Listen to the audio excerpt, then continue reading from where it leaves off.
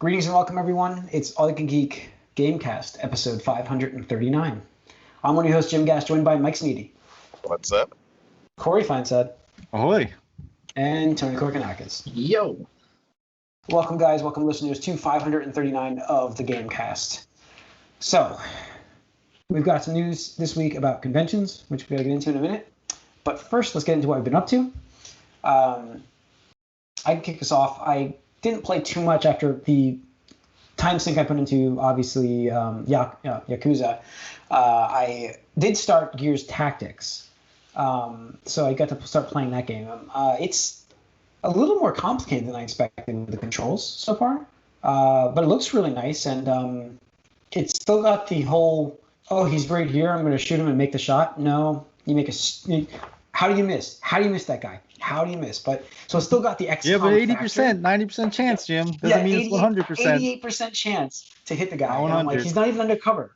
So, so far I'm very early. I'm just playing through just ending the tutorial campaign part where it's like, it's long. There's a lot. Like every time I finished it, I thought I was like, okay, I'm done here. And I'm like, no, more. This is what you have to do here. This is what you can do here. So there's a lot going on with it in terms of controls, but they do a good job with it. It does feel similar to XCOM, but a little bit, Gears. There's cover systems, frag grenades, there's machine gun, Hammer of Dawns in this even. Yeah, Hammer of Dawns in this the melee attacks, the machine gun, which, by the way, is a very easy to expose yourself kind of attack, so don't do it often. Mm-hmm. I remember playing Gears of War and just running through things using the chainsaw. So I was like, I'm like, it's a regular grunt. I'm going to go over there and just chainsaw the shit out of him, and I'm like, oh nope, there's more, and then then you get shot. But yeah, it's been fun so far. I know that Matt Piscatella on Twitter, I told you I follow him, and he this was one of his best games last year. He loved this game. Mm-hmm. It's a really good tactics game, and it implements the Gears universe into it very well. Yeah, so I think for me, as I'm playing this, I really wish I was playing a new XCOM game, that's why. And you're playing on Xbox, right? You're not playing on PC. No, playing on Xbox. So, and like I said, the controller's fine. It's fine. That's I'm sure mouse keyboard's way faster, but it's a tactical game. You don't have to be super fast. You can sit there and plan. So it works. So that's really it for me, though. I didn't get into too much more.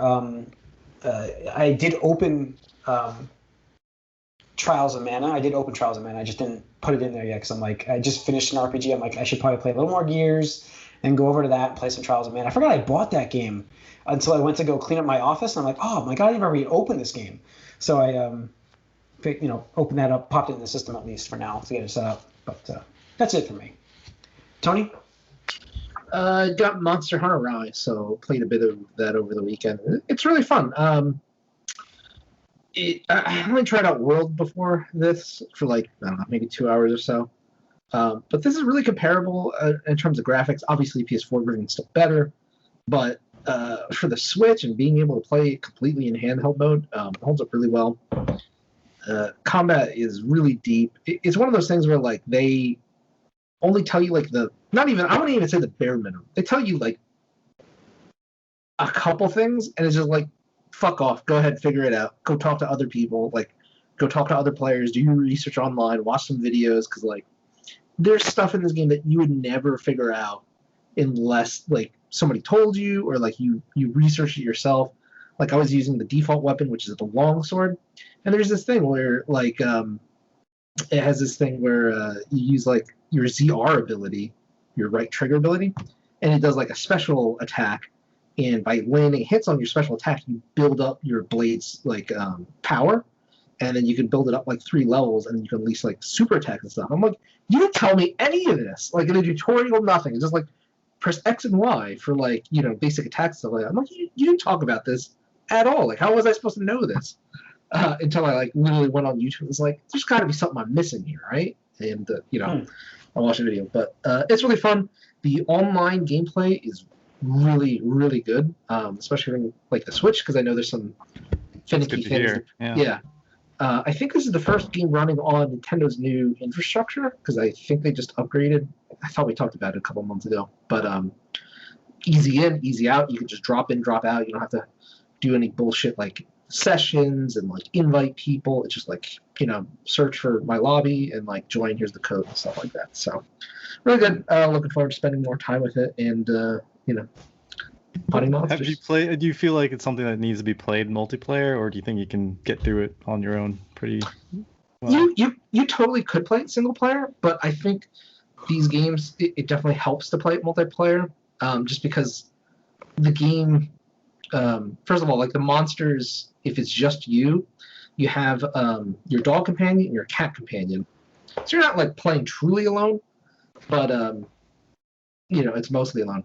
When you're playing with 2 or more people, 2 to 4, what happens is you choose either the dog companion or the cat companion, so you got to pick one of them.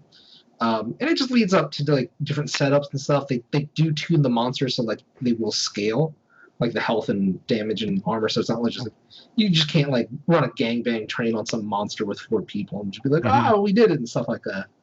And then my friends are telling me that in the older games, because like the thing is like you have to accept missions to go and hunt specific monsters, and to progress the story you got to beat like story monsters.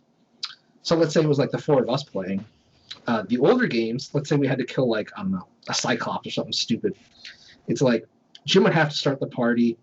We do it. We kill a Cyclops. Jim's the only one that gets credit for it. So if Mike wants it, he has to open up a lot. Right. So essentially it's like you have to kill the monster that many times. Yeah. And they're like, Tony, we swear to God, we're going to have a bad time if they haven't fixed this shit for this game. So like we did it. We're like crossing our fingers and like, yeah, we all got the credit. And we're like cheering because it's like, yeah, I don't want to fight some of these monsters multiple times because they can be brutal and stuff like that. But yeah, really enjoying it. Ties into the news. I didn't post it, but I think Capcom said they shipped 5 million units already. I think it was 4. I think it was 4 is what I saw on the news. Yeah. But it's either 4 or 5, but it's still a significant amount of copies. Yeah. It just shows the power of that brand now, which they've been building up, and really in the West. It was always popular in the East, especially Japan, but it's good to see that it's finally getting the success it deserves over here. No, I was very tempted. Yeah, I almost got it, but I was like, I gotta finish some of these other games. Yeah, that's all I can see that. Yeah. All right. Where are we on? Mike? I've just played a bit more of Yakuza 5 now. 4 and 5 have a bunch of different characters in it, like 4 to 5 characters. And in 5 you have a few of the new characters returning. And there's this guy named Seijima, and like for whatever reason his gameplay always has to be like the worst. So I'm in his section right now, and like his stuff is just the worst. Like I'm trying to get through it because it's just he's a slower character that he's like does power moves as far as combat goes. And he's typically in both games for some reason hiding from cops, so you can't go freely in certain places. And also I'm in there's also a little section where he decides he needs to hunt in the Arctic for a while, which has nothing to do with like anything you do in these games normally. And it's just like, why am I here like doing this? So it's not my favorite part of these games. I'm gonna get through Seijima's stuff and hopefully get onto characters I like a little more, but it's still a fun game, and it is crazy the variety they throw in there though too, because as much as it's like not exactly what I'm playing this game for, this hunting section is like the survival like Arctic hunting thing that it doesn't play great. It reminds me a little bit of like Metal Gear Solid 3. So yeah, you stop, you look, you aim, try to hit animals. You need to get, actually, this was probably inspired by that directly, now that I think of it, because you need to eat animals or you run out of life. And the music's similar, too. Anyway, but no, it's funny that that's in this game, but I'm ready to move on from it, so we'll see how this goes. And once I'm done with this, we're getting close to the end of my Yakuza journey, unless I go to 7 or like a drag after that. Do it. Oh, I still got 6, and I still got probably most of 5, so we'll see. Yeah. All right, Corey. Cool. So I was playing Dragon Quest on Switch, and I just like kind of let it sit for a little bit, and then my boys turned on and started playing Minecraft on it, and it erased everything that I had done on my Dragon Quest. What? How did that happen? So, because I didn't save, I just had closed it down. So I like had like an hour and a half that was like not there. I was like, oh my god, why? So I had to go back and like just do all like an hour and a half worth of stuff again. Okay, so you lost an hour and a half. You didn't lose. Yeah. Not every. That sucks. Don't get me wrong. That sucks. But like, I thought you lost the whole. No. Like, not everything I did, but like, I was just like, It's like, wait, what? No. Oh, that sucks. Because like, that game, you can't just save it whenever you want. You have to go to these fireplaces systems. Oh yeah. So it's like, Yep. But yeah, I just kind of did all that over again. So. Okay. So you played 3 hours of Dragon Quest. Goddamn Minecraft. Yeah. So, all right. You know what I want to do actually right now, and I have to do it now. I'm sorry for those of you who don't care about watching shows, but I have to. I forgot about a show I watched, and I have to mention it because it was amazing. I watched Invincible on Amazon Prime. I heard really good things about that. I only am mentioning it on here because it was so good. So all-star cast, man. It's absolutely all-star cast. The voice casting is amazing. It's from the Walking Dead. Yeah, it's from the Walking Dead creator. But it's a superhero comic book that is mature rated because probably there's reasons. Mike, do you have all the reasons? Yes, all the reasons. Mike, do you have Amazon Prime? Yes. So you absolutely 100% need to watch this show. 100%, like no question. Tony, did you read the comic book, Tony? I mean, no, I always wanted to. I think because it ended, right? Like it's done. I think it's over. Over. So absolutely watch this. I mean, I really enjoyed that first episode. And for all of these episodes, stay for the credits. So but watch it 100%. I had to mention that because it was so good, and I can't wait. I binged it. I was like, there's only 3 episodes, but I'm like, it was probably Saturday night when I started this. I just watched all of them at midnight on. And I was like, I have to watch all 3 of these. So, are they releasing more per week, or is it just 3? Yeah, it's a weekly show, but gotcha. At least watch watch the first episode. That's really watch the first episode right now. You guys, if you want to even avoid spoilers and stuff, just watch the first episode. And then after that, you're okay, really. So to take a break from it and let it accumulate some episodes. So, but Corey, you know the story, right? I don't know this follows the comic book though, so that's where I'm because I don't know the story. So I just was like, wow. It's a good experience then, yeah. I would imagine it would just based on it being a animated thing and not live action. So. Yeah. No, it was good. It was very good. I had to mention on here. So, all right.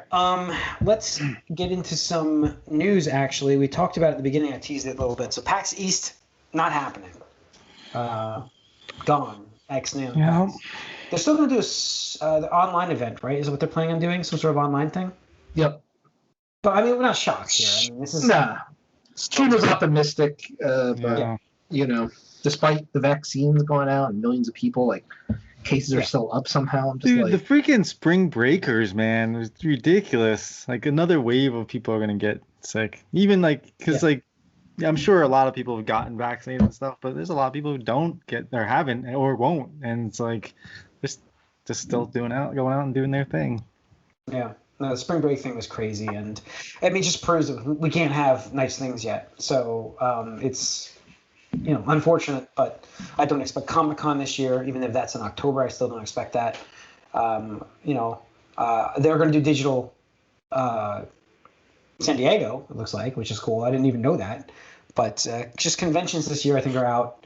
I think October, November, December, you have a shot. If you're having something October, November, December, I think you have a shot. My thing is, I think they're out this year just because of I believe, and this might, I might be wrong here, but I think they cost a lot of money to do, and I just don't see the turnout.